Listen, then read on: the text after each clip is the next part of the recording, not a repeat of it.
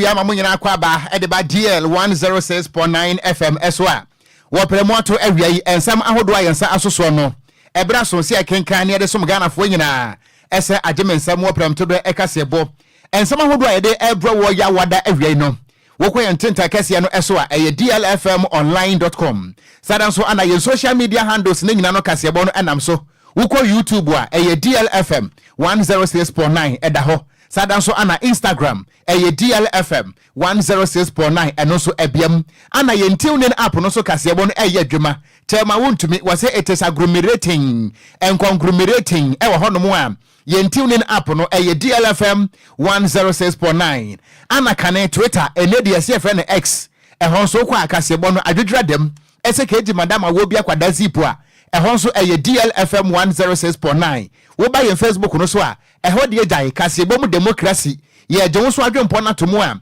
wo message and wo comment no wo de to ase wo Facebook streaming no ase a ye be kenkan ebrese mu na wo so kasebo no watimi ababeka ho awia yi ensama hodo a ye de enam no ebi mu odu pasa hemfie nika na de di mu akoti bi enese Imani Africa penimpa wodi ani mu Franklin Kwadwo wodi beto dwa ekire mu se ekwan ya wamanfo ne adehia wonum ewo Central Coffee Akpafu Lolobi eni lipe womo hanto aba 2020 no yemfa ho sobo emo Electoral Commission na Dr. Bosman Asare ababontia be ya no akirem se sa sobo no yemfa mo mrahye bedwafo oswafo hwe Ghana kwan na officer kwantempo eso Francis Asenso Boachi akasa ekirem a akwan ahodo a oman Ghana o ma hya se so mu yie no ni nyina se de tie be na boan aye krado so meboa na akwan no matuma yi ni nyina awie Waman Ghana yem photo sanfo Dr. Mohammed Amin Adam wade to da tirem se waman Ghana sika sem no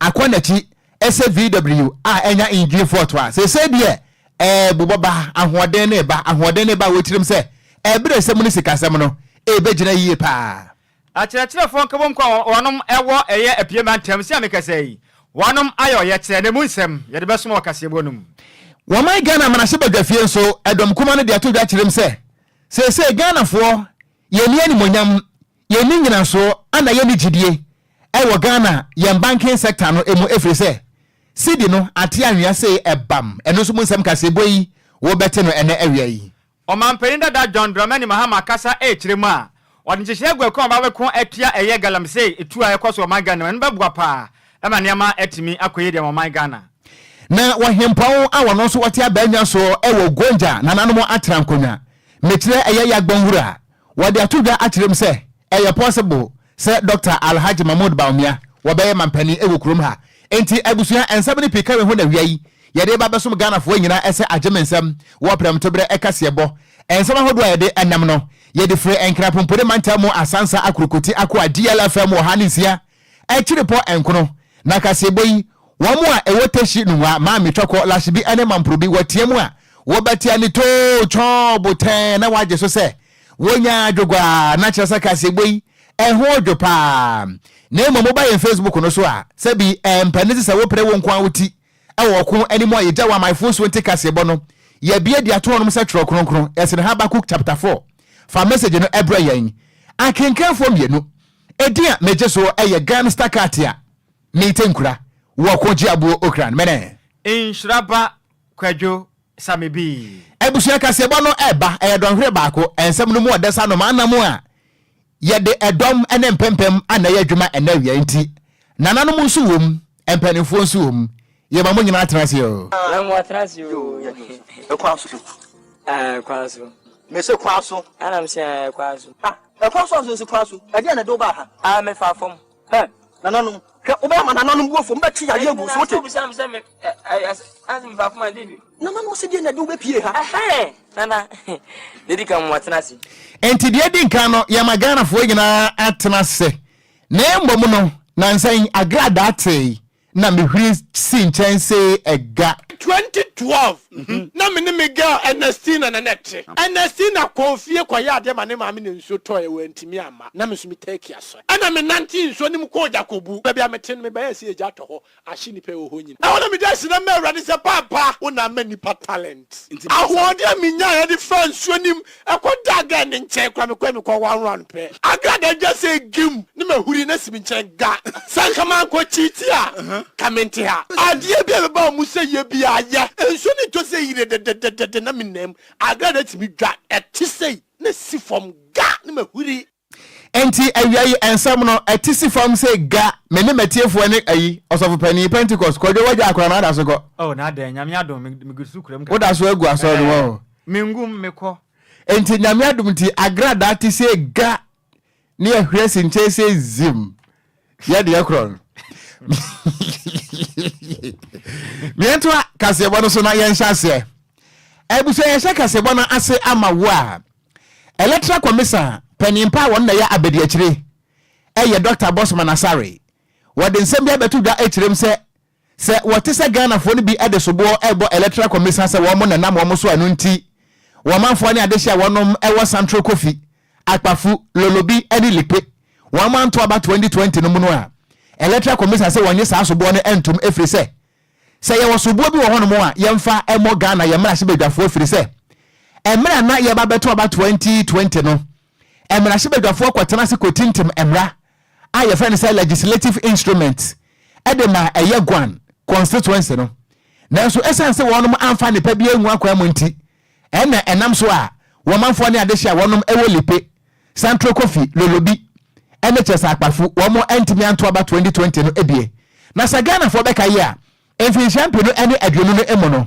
na eye openima bosumida leto so ensia ade abechi ama ya to aba ana electoral commission de betu da kire mu se abato no aye ba betu saada no wo manfo ne adehia wonum ewo enkuroto maako enaye a ye twa ntia fa won se saa no wo mo entimento emrahye bedwafo aba ne bi efri se ekwan ya ya create constitution no ene sa constituency no de kan se gerrymandering no ekwan mo fa so eye no se wonum eto aba e de yibunahye bedwafo ne bi a enye enu ntibene wo ekasai wo manfo ne adehia wonum ewo Central Coffee akpafu lolobi ani lipe ewo fra manta mo no emrahye bedwafo wo mo enibi nti wo mo de wo madane sansankroma wonenamu a wo man Ghana yi se ekọ benkuma na se ekọ nifra no wo mo eni mrahye bedwafo na sansam ne ba ye no ana panipa won na kire se wo ye president ede ema Imani Africa eye Franklin Kudwo wodi tu Ghana wo kirem se sa sobo no yemfa emo electoral commission efri se wonom ana ama kwan ama wo manfo ne adehia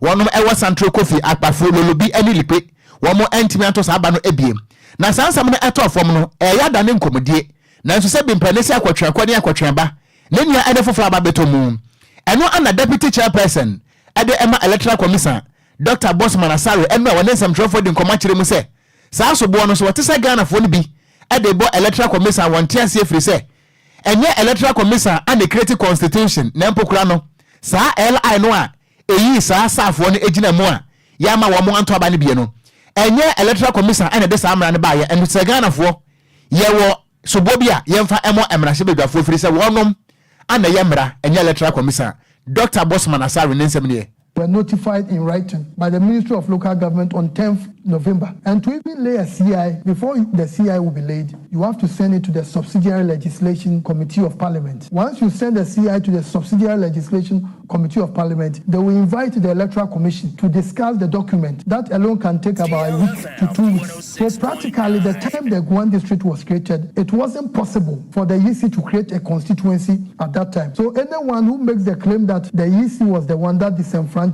the Gwan people doesn't understand how the system works. It wasn't possible for the East to create a constituency for them when they had not gotten the district. This is how our processes work. And we've also heard some people saying that, oh, why didn't you allow them to vote in the Jasikai? At the time, it wasn't possible. That's the procedure. Because you know, the Guan areas were part of the Hohoi municipality. So as soon as that region as soon as they joined Oti, they were no longer part of the voter region. And in the constitution, Article 47 of the Constitution, Article 47.2, it states clearly that no constituency can be splitting in two. Then the Local Government Act 936 is also very clear that one member of parliament cannot represent two districts. So if the Guam people had voted in Jasikai, then Mr. Kofi Adams, Honorable Kofi Adams, would have become the member of parliament representing Jasikai district and also Guam district. If they had also voted in Hohoi, then Mr. Honorable, the MP for Hohoi, would have become the MP representing the Hohoi district and also the Guam district. Enti eni ayeti ye ayepani abedi ekira wono ana electoral commission wo bia no Dr. Bosman Asare ana wode sansem we atudwa no nti fiti na kurei electoral commission se enka nkyere mo se mo tenetere mo nsa mo mfa nkyere parliament firi se nya wono na ye mra eyi sa Santro Kofi Lolobi lipe eni apafofo no ese nchan emunsam eni ye nto akase bo no eso ye to aso a na ye bo edi aguramu awo so afo hwe Ghana ye na kwan na afenso akwantempon so Francis Asenso Boachi akasa echiremu a abanye ni da hopa na ni abrepa sa akwan hodo asese wo magana mudie se de tie be betuma siesie akwan na ade amayen enkopam se aban ebe sore afra kwanwa so na wakasa na wochirem so siesie de aduro no my Ghana yanka yakomanto ye mpa asense akwan hodo asese de nyina no aban na ni abrepa ye committed se akwan no betuma siesie de nyina na Francis Asenso Boachi se ameketo okopie mu ewo ye epiema ntemu a tese okọ tese ensrahwe on potem hono mo ahwe akwan hodo asese de nyina se be betumi aboa na akwan watuma siesie de nyina ede ama wonum na okopie mu so meya na okopie ye no ene wakirem so akwan hodo amperifo de ama contraja ekoso potem no yamenim nukura ni ekwan no mugusu bu adwumaden papa ni sendi dwumadi hodo ekoso no nani atimi aso pa na okasa na wasa kirem so bridges ahodo bi e won potem hono mo no mekira eya enkonya eya bridges ahodo ho no omugusu omusiesie ne nyina na bridges na ya makomako aduonu mekira 50 ma mmode yetuma siesie mu makomako eyedu na du na aka no omaye ne kama afinso makomako aduonu na aka no so no emperefo gusu so betuma siesie ne nyina ma ne motuma da o kama e de ma omtete tempotem ho no mo no na tiefo baka ya na wotu atwam na ne ekopie mu akrobo mpotem ho no mo de ayilo krobo no chese ye chente pa manfo ne na nya sam keto akra wonu mu chire makwan ho do mfa so mpotem ho no mo no ne nyina tete apansam agese Ghana ase ahwe ya kwan so no matwe obanim de akire wonom ni senti omonti ase akra na no na esi amekasei minisa mmade akokopie won potem ho chire mu a akwan ho do mo potem no esi amekasei dodo na makontraja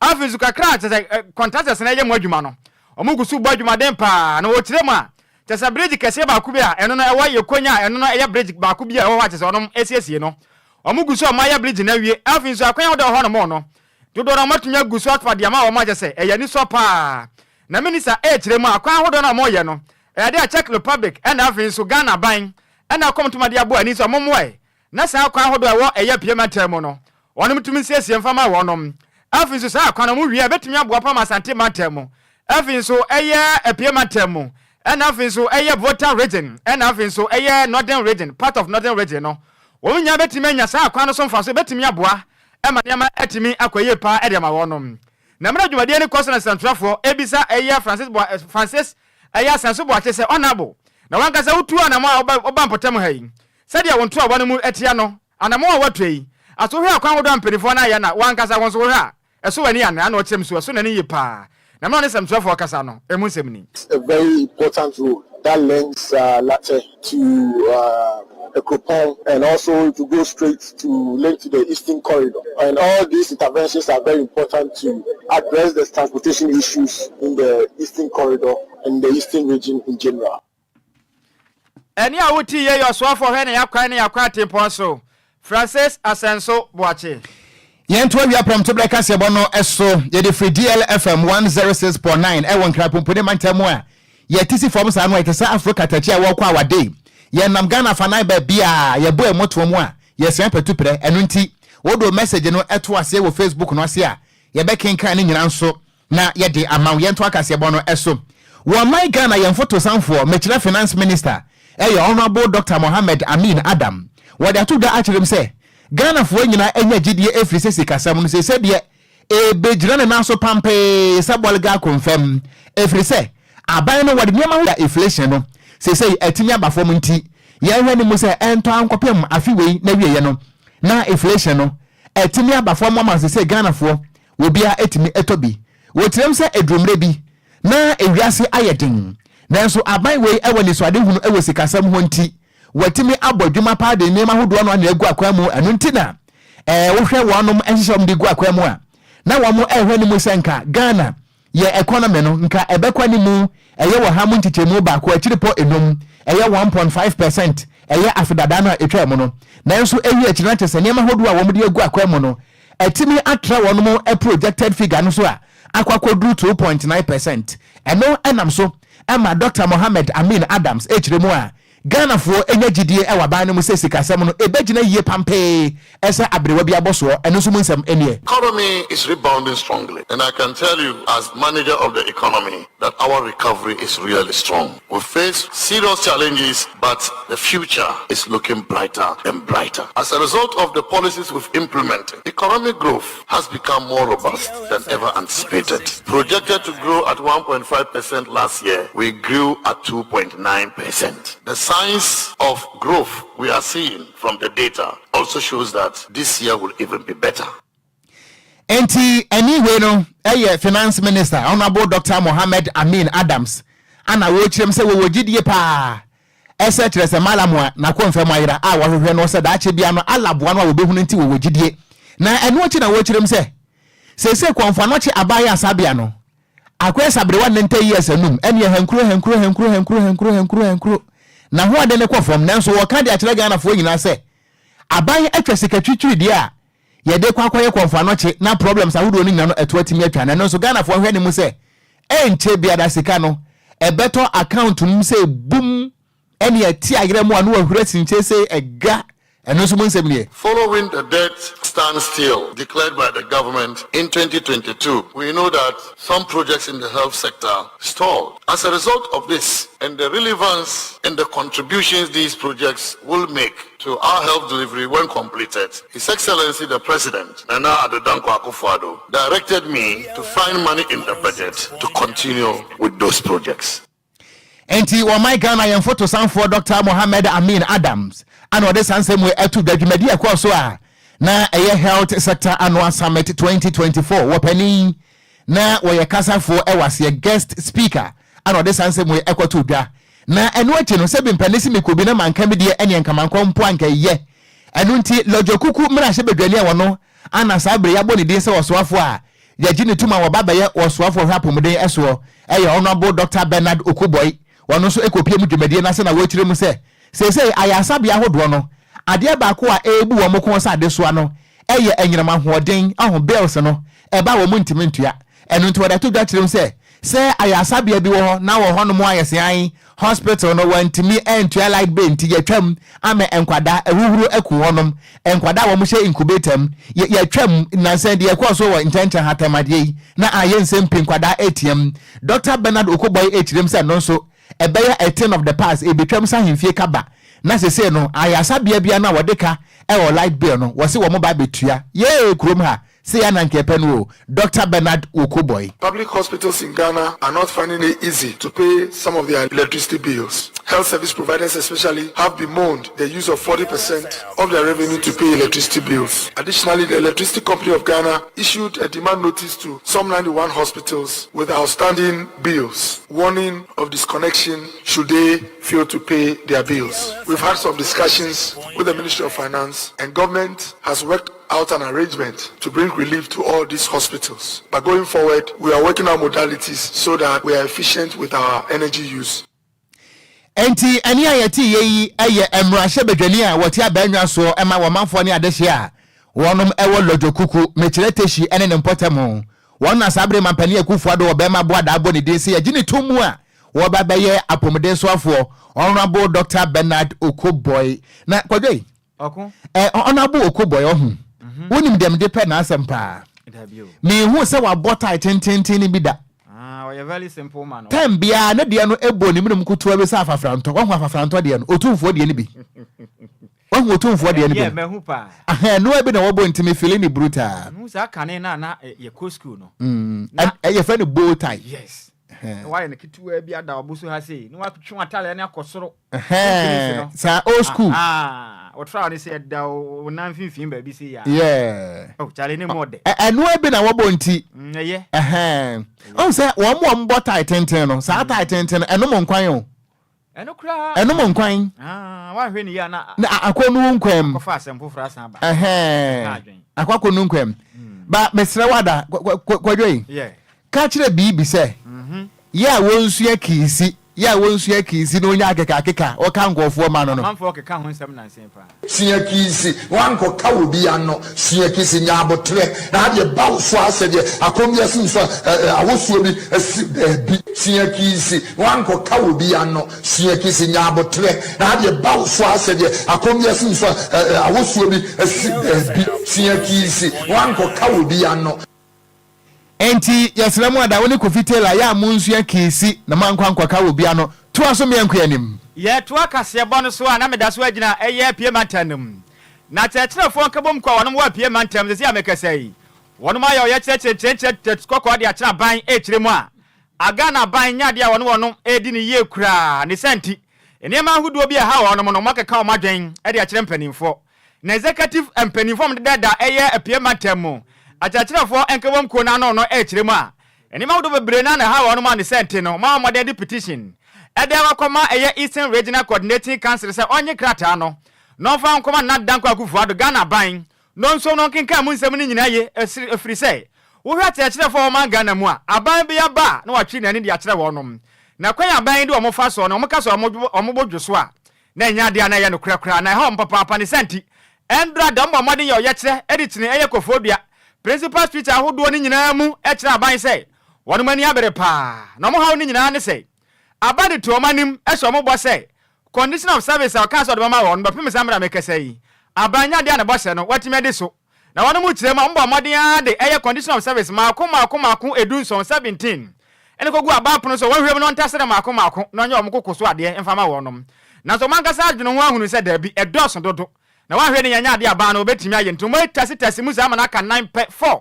sa ban wonyi fo ye na ne omomode anya onyo makoma so apede mfama wono nso si ameka sei aban etimi enye mfama wono na checherefo nkamam ko aye Ghana National Association of Teachers NAT ana office National Association of Graduate Teachers etwanity aka say NAGRAT ana office Coalition of Concerned Teachers Ghana CCT ana motem se dabi nsem bi hapa ensem ha identity betro ma Ghana mu na abedwuma yafo nyina ho twa wonom checherefo de a womekwa homegye mu mpone de ombedie no aye den agiso mkwa kwatwa loto adenti abane ye no nya de omote ase yakware no na de ye kase bo any Eastern Regional Chairman Edman Nat they did the Patrick boys ne business opening na mo dia pa na ha mo adabia mo sori a demonstration kwa na makwa no chim se hwe munnim tra ye bre pa etumi kwa share kurase ton be ye adwuma ya na so be wie no na kapre modama no ne senti aban se wontie wo no ma enche bi o mesa yo ye kire bi mkopim se aban obetio musufre okasa ne musemu teachers are the most employable people on government payroll and we are found in the most deplorable areas. Every nook and cranny of the country we have teachers there. Exactly.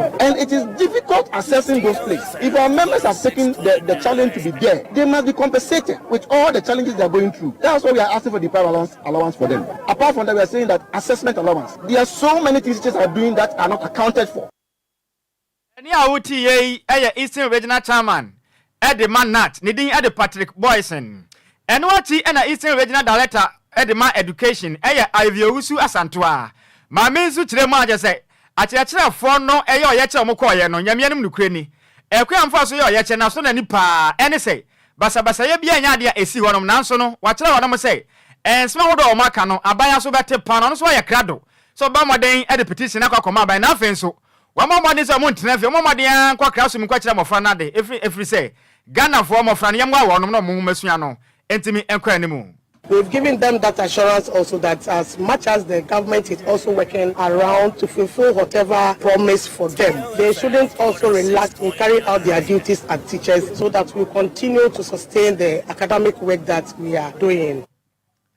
Any power to the Kasai, Eastern Regional Director of Education, Ivy Owusu Asantoa, and what's in the Chief Director of the Eastern Regional Coordinating Council.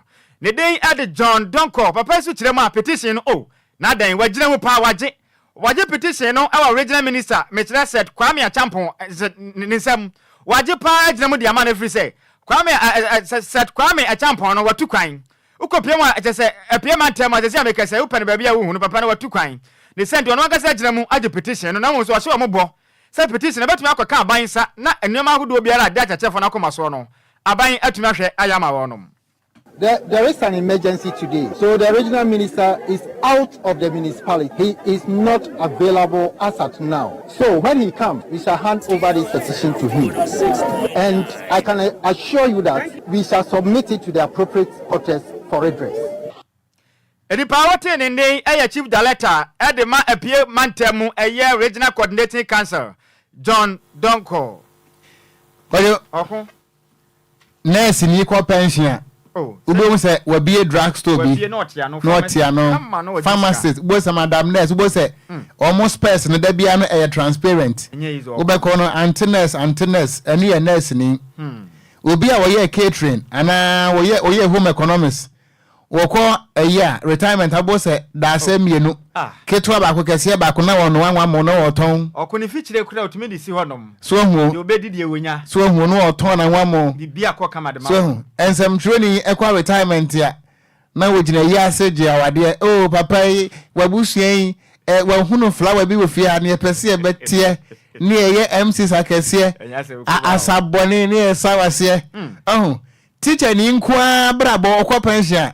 Bo se wo she lotto box na o tro lotto ana se wo enhye no munso anu watie yas na wo tro nsa abode wonim di entra e de entia ono msa no wefe pa nurse ni ko pension musako bi pharmacy bi no tiano se doctor ni ko pension anso tko bi no best bi ana se hospital no tiano police ni ko pension se security kama so ni ko pension security kama di ni ko pension he wa ko kelota so ko tro nsa abode we yas wasi adwuma nurse ni ko pension musako bi pharmacy bi no tiano se doctor ni ko pension anso tko bi no best bi ana se hospital no tiano police ni ko pension se security kama so ni ko pension security kama di ni ko pension he wa ko kelota so ko tro nsa abode we yas wasi adwuma Asige.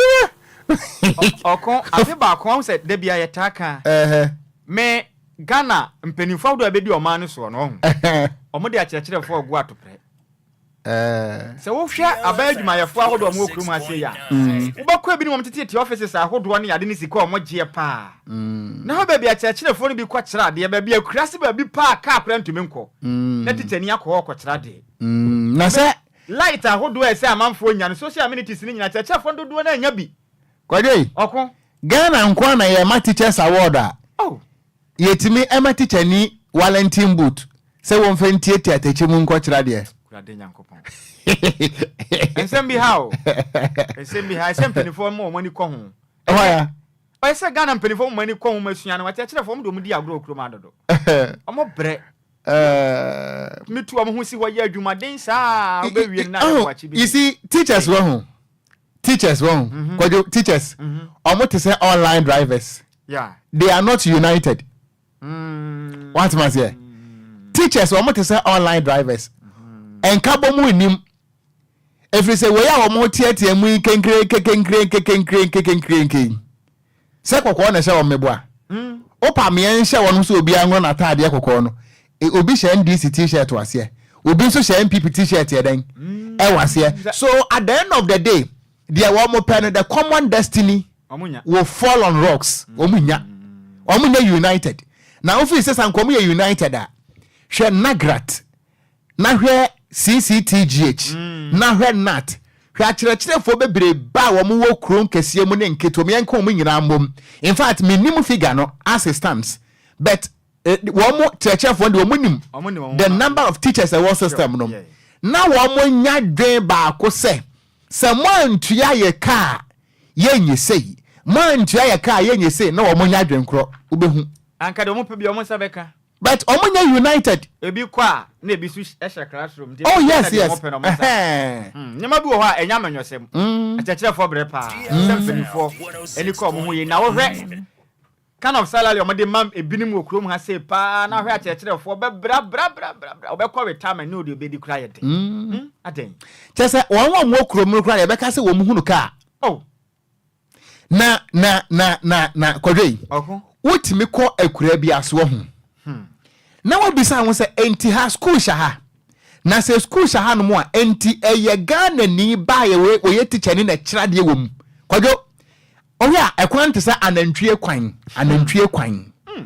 na teacher ni etime bobɔ no tracks a otime awuro ni shoe kita no wade atietia nsuom na wade akokyerade at the end of the day na obi a wɔkyerɛ deɛ wɔ East Legon obi kyerɛ deɛ wɔ Nkran ha na wɔno na Ketuaba na deɛ wɔno wɔ kɔtiatia atechem anomobi ensuta ahweaso tebeso ensuayem number 1 number 2 danso anyinase asiwa kokoben kokotro saa mmea hono deɛ na wɔn no yentu a wɔn ka ɔko titi o hu sɛ me kai bɛyɛ 1 month ni Roman father ye program bi morning show no so wonim there was one teacher ni bi a madam bi ɔko kwala na ɔkyerɛ ɔma de no school na am say almost 4 or 6 classrooms from class 1 up to class 6 to class 6 na ɔno nko na ɛwɔ hɔ a wɔkyerɛ kwala na de wɔkyerɛ we kakra na wɔkyerɛ we kakra ɔno nko na ɛkyerɛ ɔma enti wobɛkɔ Kwadwo bɛkɔ school bi mu no teacher ni timi kra ka kyerɛ class we say mona because someone na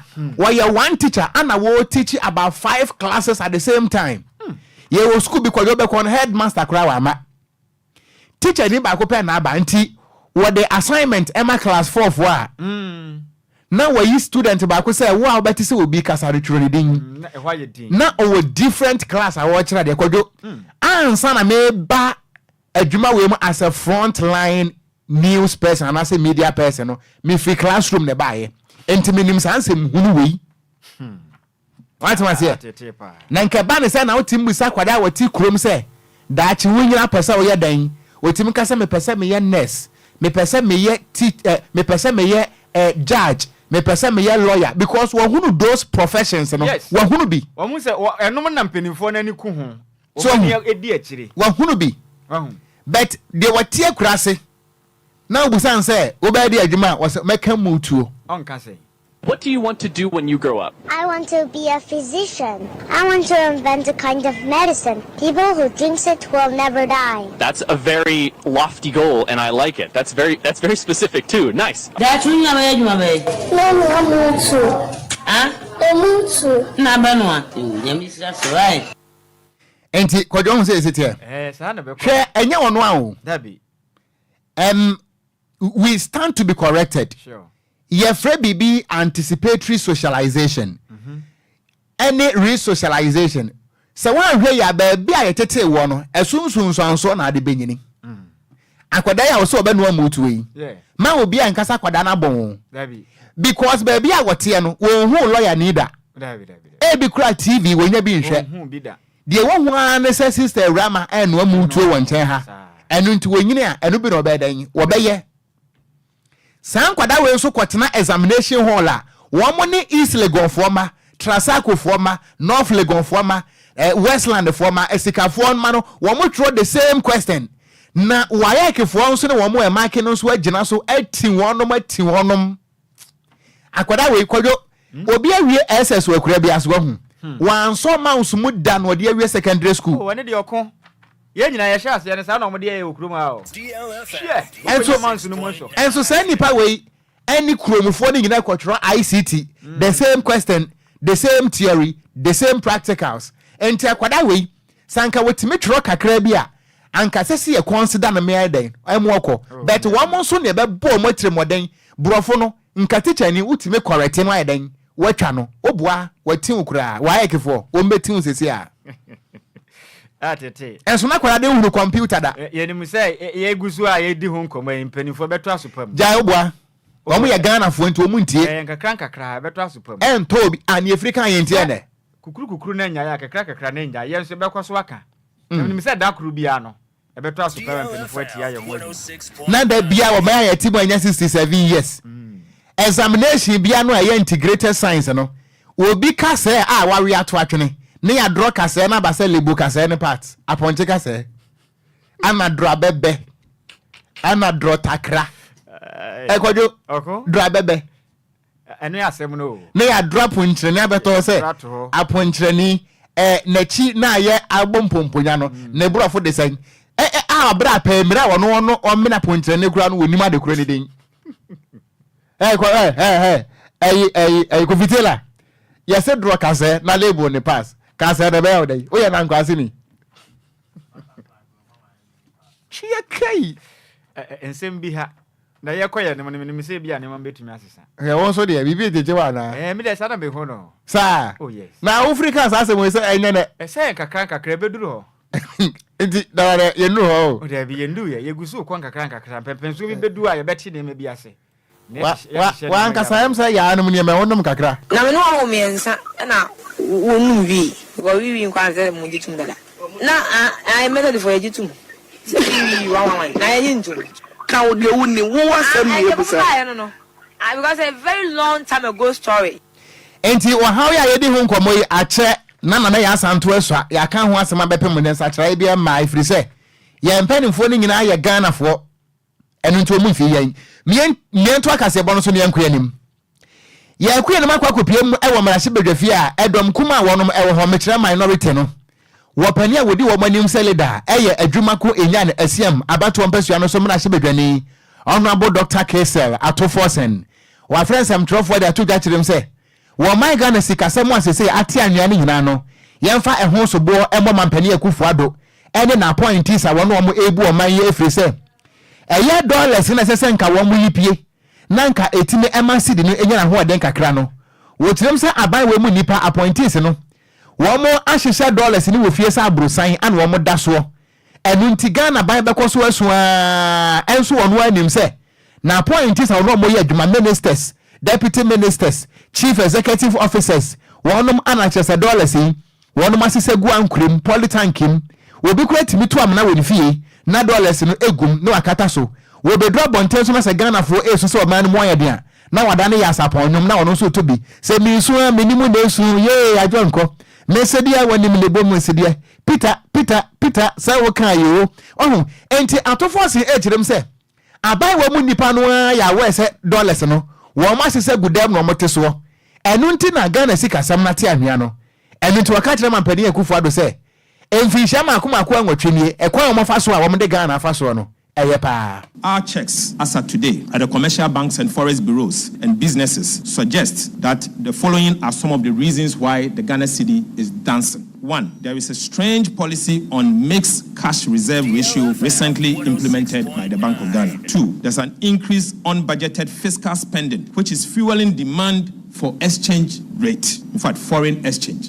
And let me take this again. There's an increase on budgeted fiscal spending, which is fueling demand for exchange rate. Simple put, the government is spending off budget. So much that those that they are paying are using the money to purchase US dollars. And that is why the dollar is depreciating. There's again lack of confidence in the banking sector, resulting in currency substitution. Moreover, we've seen a lower cocoa production, resulting in the lowest export in 2 decades due to the mismanagement of the cocoa sector. There's an uncontrolled corruption, obviously, in the President Akufo-Addo and Alhaji Bawumia's government. We call on President Akufo-Addo to, among others, to 1, order his appointees to release the FX that they have stashed in their homes to the public so that there will be enough forex in the market. We also call on President Akufo-Addo to adhere to the fiscal consolidation and curtail excessive spending. And we also want the President and his government to address the lingering issues of the cocoa sector. Enia yeti ye eyedom kuma no pania wadano honorable Dr. Kesel Atofosen wo ba yen Facebook no so a wabra na wo mo ene nsem trofo di nkomo no ana wo pani ete so a wade ensem etudwa ewo yen Facebook no eso no na menya message kakra wa hamamen kan bi na Pedro wa Madina Cruz ana wasi wo tie kasebo no hwe ne live edi free Indianapolis ewo Kumasi Tano so wo se Kesben Junction na DLFM kasebo de jai emo de sano manamo a akwesa na nkwansiriti kama ana eye Lambon Nipe Lydia ana wasi wo tie kasebo no wo hwe live edi free eye North Kanishi wasi DLFM #1 radio station in Ghana eja wompa ana wasi DLFM first news ana ye best pa so na Kwadwo Akwabour Akwaba mese kwanso kwanso kwanso say kwanso as kwanso e do ba kwanso what's it day kwanso as kwanso e do ba me fafo Kwadwo praise him hallelujah Eraza ye bi why aze why mama wa me wa dance there me osire medi wa me ne wa age ka shanya me anyimnyam entu be dia dance ara na dem mami ndi say mami ni okay ene ma eni dance kakra on se radio ye bi yes because ye bakodi abrochire mfinhie aduonu ana ye kogina Ewrade anim ewo mo pass them. Mo panyame. Ne ka kire mo panyame say Ewrade bo ayo na wo ya ewi atire. Oh, Ewrade. Ma media dance me nko. Me ba kwadi aburochire fia dionu me ba be ma. Wonya adwuma na mde mo panyame e media dance ya wa. Na afa die me huna nsa afa die wo njuni chasiri. Mo panyame ya ebi Maya Bonnie. Mopenya mi abedie. Ami ba kwadi aburochire fia dionu me ba be ma. Wonya adwuma na mde mopenya mi e mbedi adanse wa. Na afa die me huna nsa afa die wo njuni chasiri. Mopenya mi ayebi. Enti Kwadwo Ewrade ayebi. Oh, ayebi. Ewrade ayebi. Ayebi pa. Me ento so. Ye to akase bodo so. Frakratuni adema endi sema yokro no. Eya omampenda da John Dramani Mahama. Papa akasa kiremu a sesi ode hye papa begu akrama beboa. Ema my Ghana form se me kire illegal man na aje o my Ghana mfana nyina boso no. Watimi aba bepini nyina se de from Ghana magalam se no atumi akofom. Na okase na okire mi se ya de o de artificial intelligence e de ba beboa no na befa ba fu kwanso. Ebe monitor bibia ni dwumadi ahodo ekoso o my Ghana nyina titi no mo nam koti kwanso. Etufu magude se be betimi aboa ne fu magudi a wono mutu. Ese o my Ghana kwaya ne nsase no etimi atu ase. Na odi se bo nyina tu da wa third annual transformational dialogue dwumadi a eno na fa small scale man ho eno no University of Energy and Natural Resources e wosunyan ne bo moden e se se dwumadi na no mampenda da John Dramani Mahama ekopia dwumadi na ase na wakasa na wakyerem so eso na ni ye pa wa kwanya kasom de ama no na ni nyina ne so hwe o man Ghana galamsey se de essence ase ne akwaye no ahemfo kasa amanyofo kasa timamufo nyina e kabi na zo mabon wade ya pre ho akwa se betime tu galamsey ya se bepem sam na ye kasa afimpo na dwumadi na ekoso kase a wona maji nsuansu anyina aboso o man Ghana mu ne santi watra se adwene wahunu sei eso mbo made nhye ne mafoforo na no betimi ya boa magalamsey na ekoso no eso atumi ate na wakase na wakyerem sei e betimi aboa ne nyane so mri technology ohun emfidie betimi agu akwaso na betimi monitor satebubu na wo hyempa woto na emfidie na ga ba pa ho tuma na ne mpenivo tuma beso purchase sei twi ne atumi atore akwagyina mra na betimi ya boa e ma sa adwumadi e ekoso o man Ghana nsuansu ase ne gyina no yatumi atu ni nyina asema ne amatimi akoye e dia o man Ghana e me na wakasa no emu nsɛmni.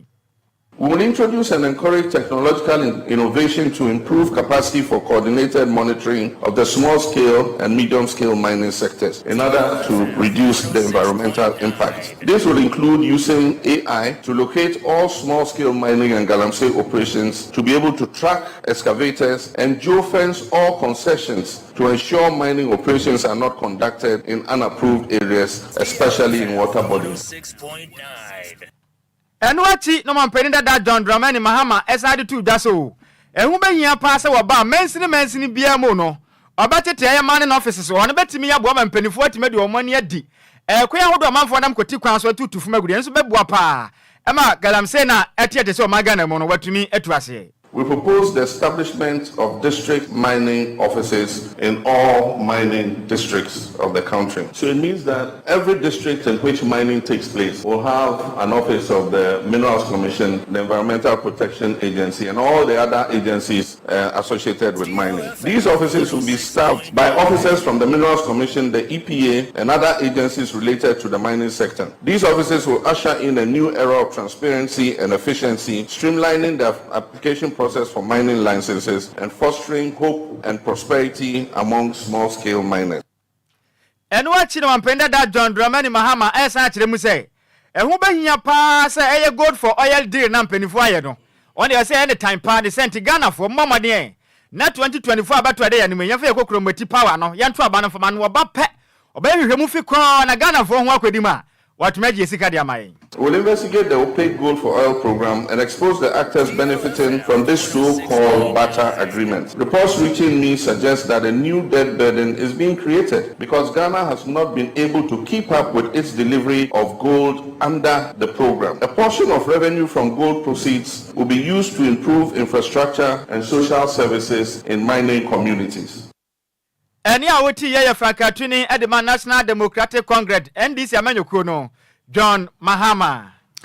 Kwadwo anya me score ha. Sir. Onya miss call ha. My sister na. Oh, that be say sister no. Say so mo ya me no. Eh, sir. Okay. He say money do what you say. Or more ball from. Was it eh? Hey. Madam Fubina. Or her boss and mo share Ghana. Or to us I see mo my money for free. Mo my money for free. Kwadwo nana adwem pa hene wodi asempa otoso mienu. Ana say DLFM kase bonde Fanta Bruta pa. Ana odi aba na aha na o mesko ne ba ye no. Lambon Nipe Lydia. Wasi Nhyiraba Kwadwo Sammy praise him. Hallelujah.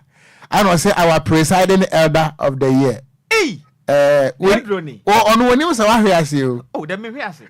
Oh, dem me hwe ase kra. Eh sir. Oh, me goes me gusu gina me na so. Sir. Hey. Kristo ni mapa, ma hwe ase say. Say Lydia no onim say dia meti o. Kwadwo okun. Wo hwe ase. Dem me hwe ase kra. Enti Pentecost no da so ko. Me gina me na say Taylor no. Hom da so edwuma wo. Edwuma 24/7. Anyway, the home trankam. Oh. Then you na say ofa from ko dodo we. Na say ofa from ani nyina nyame ahode ode adom me. Na on fa nkwa kan sempa.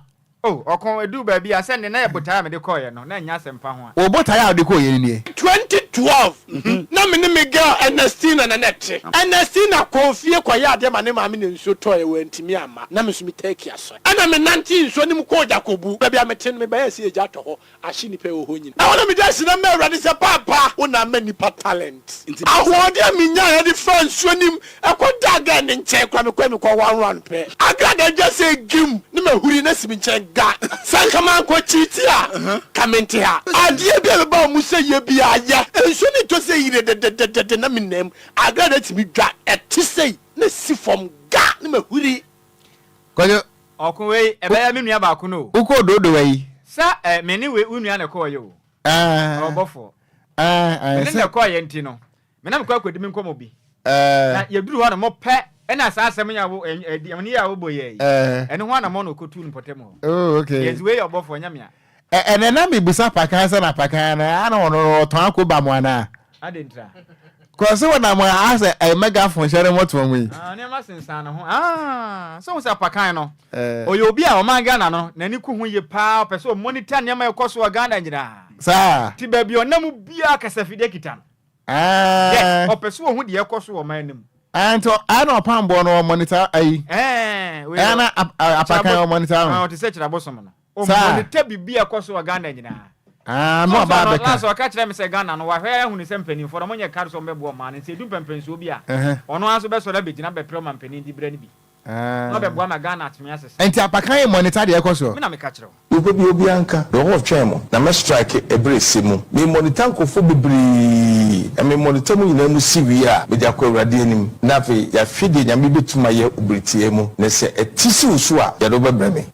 Enti ye no nyina no wa beti asi uso no ye do befia ha na ma yenko kasebo no esowate ye kwa kasebo no so wapani ba kwa me no kasaye ne nsa benkum ene nifa ekita franka mu a ehim eshi wase urado eye mampani abedi ekire Dr. Alhaji Mahmoud Baumia economic wasted wona sabre wotu franka ahwese ne nsemu a won kan nyina no eto Ghana fo aso mu a Ghana for so betim de tumi ama no na wabedi mampani e wo Ghana ha na wobra wo bontoa no wode nani apiem e wo da mango e no no eye Savannah region na hinkro na wokopiem wo ho no won nananom watran nkonya a wonom e wo da mango ana na ekasa na ehimfo epi ase bie eye pembo wura pembe wura wono eye overlord e wo Gonjaland ho no mo ana se wono sa pepe ana eye overlord wono so wo Gonjaland ho ewo yagbon wura ne di ede yagbon wura bi kumuto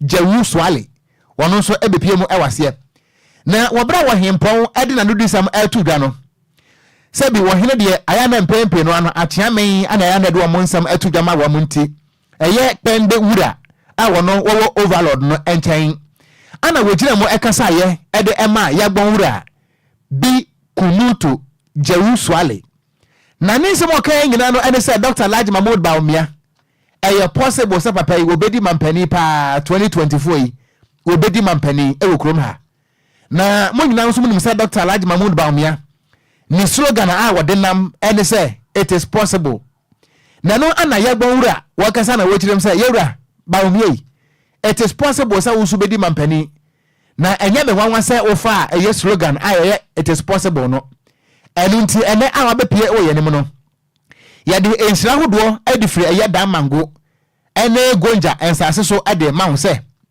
wo so ba be mampani efiri say it is possible wabra wakasa ne munsem ni o. Your Excellency Dr. Mahmoud Bawumia, the Vice President of the Republic of Ghana, you are one of the illustrious sons of the Gonja Kingdom. You have paid your dues, and I believe the relationship that existed between you and the kingdom will further be enhanced. You played your part in the development of the kingdom. You are my son, and consider yourself as a son of Gonja land. May your dreams be fulfilled.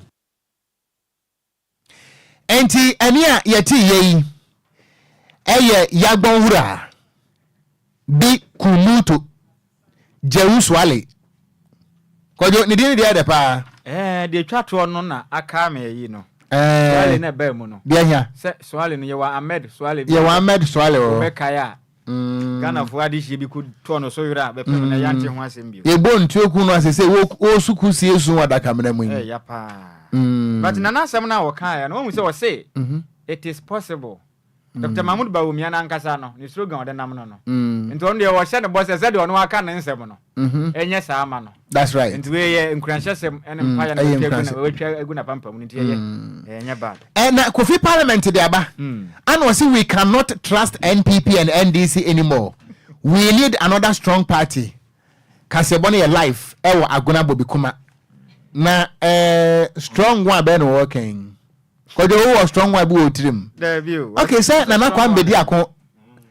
Cheddar is strong. Oh, we say. Ana Alan Kwadwo Trematen so is strong. Say Kwadwo cry good. Kwadwo no ne classmate nyina wo fum. Kwadwo betuma ye bio. Sir. Yes. No be apa kwasi ndum tumi che na yi tundura kura so ode kwafu mu. Ode kwate bo frɛ. E no odwuna hiafo ho pa. Ode kwate bo frɛ. Oh. So ode kotu banche. De obadwuna kuafo ho. Apakan atena se. Apakan se bibia hye ye de. Oh, nyame adom bibia dedem. Ye de nyame ase. Yes. Utie message no we say we cannot trust NPP and NDC anymore. We need another strong party. Apakan ho benya strong one be apart from NPP and NDC 2024. Okume ha ho. Na Ghana for the NDC ni NPP for na eku omukra still na ombekwa koto aba ma mu baako. Enti me ha ho. Why? Apakan so ni pa boy ni o. Oh, me ha ho.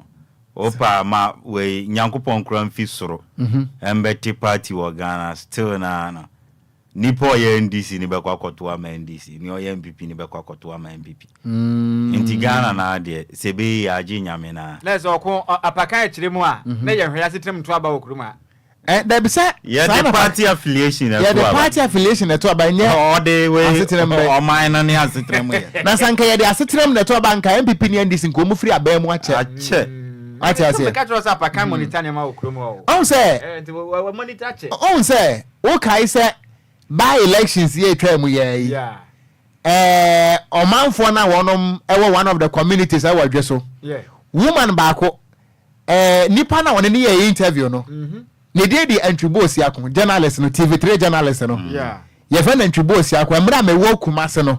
Me ne no nyina na ne ye kan kasebo. What am I say? Yeah. On say obusa woman say say why na abeto ama no wo se me so long as am MPP ne no say MPP for the ebo kra begina ha say MPP a ho na me wonti medan meto ama bo enti say wo to abama ebo so behwa pampam ama moja nyuru Apakan asam na no aka no oh yeah nyankopon kra fi soro beti party kra still na no ni owo NDC be kwakoto ama NDC and eno na ma abewie embebie yes enti onim so oba so a it's all about obemia nani na obewi ni election me nya hwe magana for me 8 years no so amekọ NDC beba NDC ba me so mekwakotena ikire na mabo mo against 8 years so a Ghana for beto abeti so eno ana ekoso okun eno ana ekoso wonim say ye were regions me no Ghana ha Ashanti region any voter region say wonya wini primary spec we MP wo MP wo enti nipa no wa wini primaries na wonya meye MP no na wasi MP's office no wote ho yeah apakaya ba mi ento aso DL News.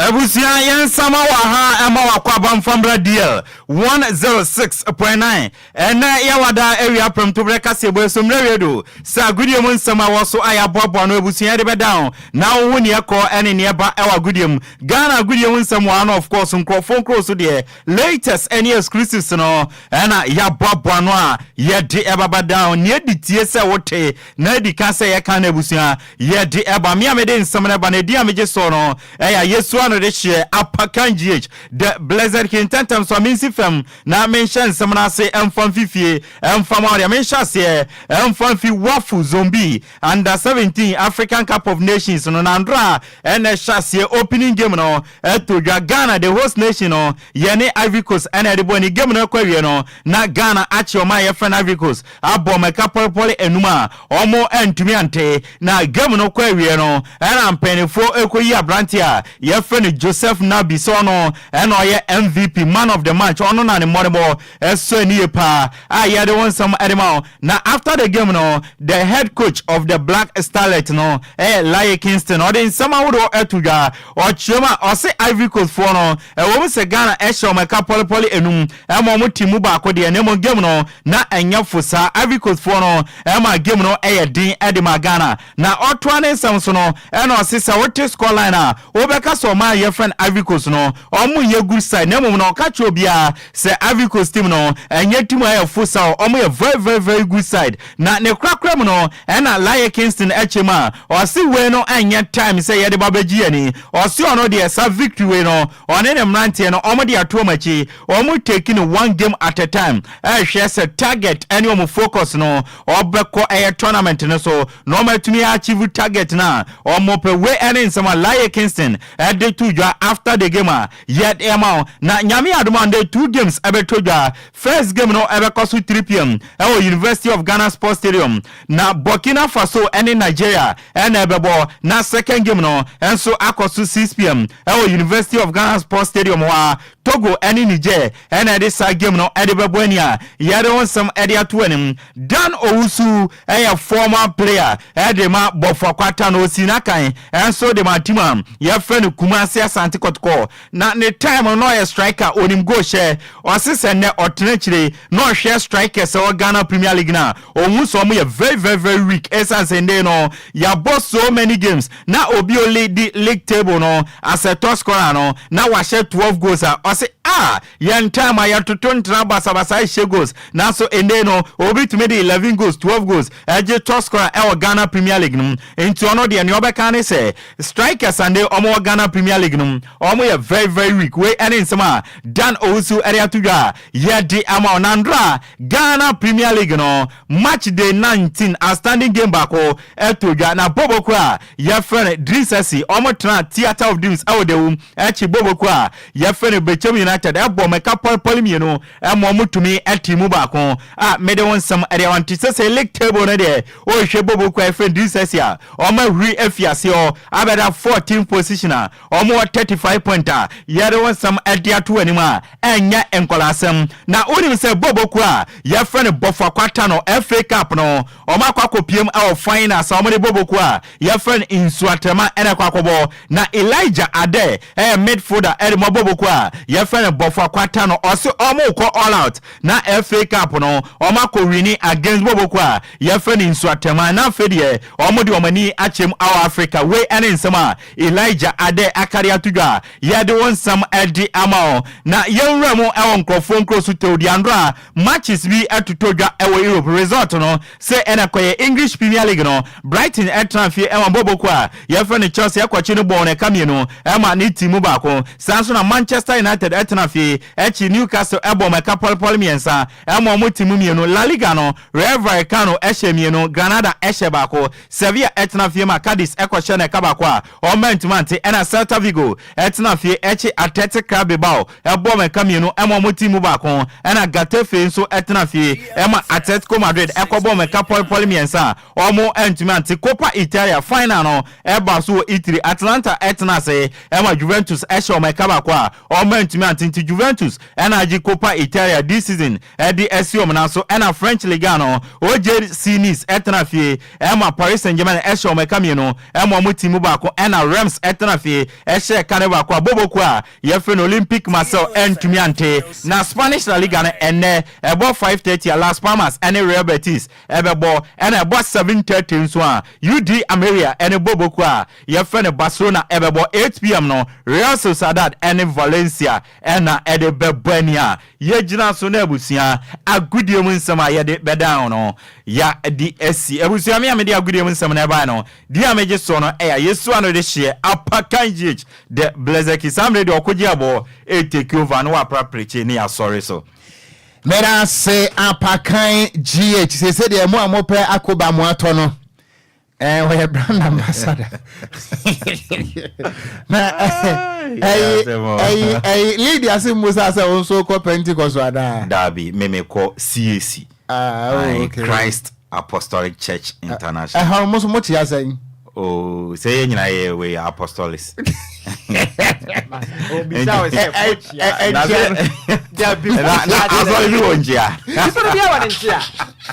Pentecost njia ne say Pentecost Pentecost njia ye praising yes you can the same thing nyame oni wanim na fa ngo du bia okofai What do you say? So the picture, this house me dey enka. Na say asori ni nyina chia baako. Praising hallelujah. Kristo asum dey enka so. Ni nyina akwa ye wale nchia. Asori baako a wo mo nchia dɔɔso pa. Utimo ana oda SD. Obatire nyonko do no age so biakoye. No wansa achia osaba school no age so asafo na koma. Na wo mo achia maranata. Na watiem awurade bra. Ye bewie no ada. Enti uni mu nyina na wo zo nkoi. Me National Cathedral for yenso yatia eshi no age so urado. Hey apakan. Oh wa hwe ase. Oh me hwe ase. Me. Na me kwesi da bia ni wa metina fie yanko CS ni ba pa me ye wo metiti me wo CS ene one na me de anyi me busu ya fo nyina CS fo unim CS so ene ya wada compound na najo ase okene ne mpamfo wo mo na eba enti kofitel anso de ko Facebook no eso ma wonya bi hwei akenkanfo mienu edia mejeso gangster cat ya mitenkura wo Okogyeabour Ocran Nhyiraba Kwadwo Sammy B. Yada mo nyina se ya afama hwe ase no eso ema mo nyina mo elitia ogyen oboja na najo ase okay is up next. DL News.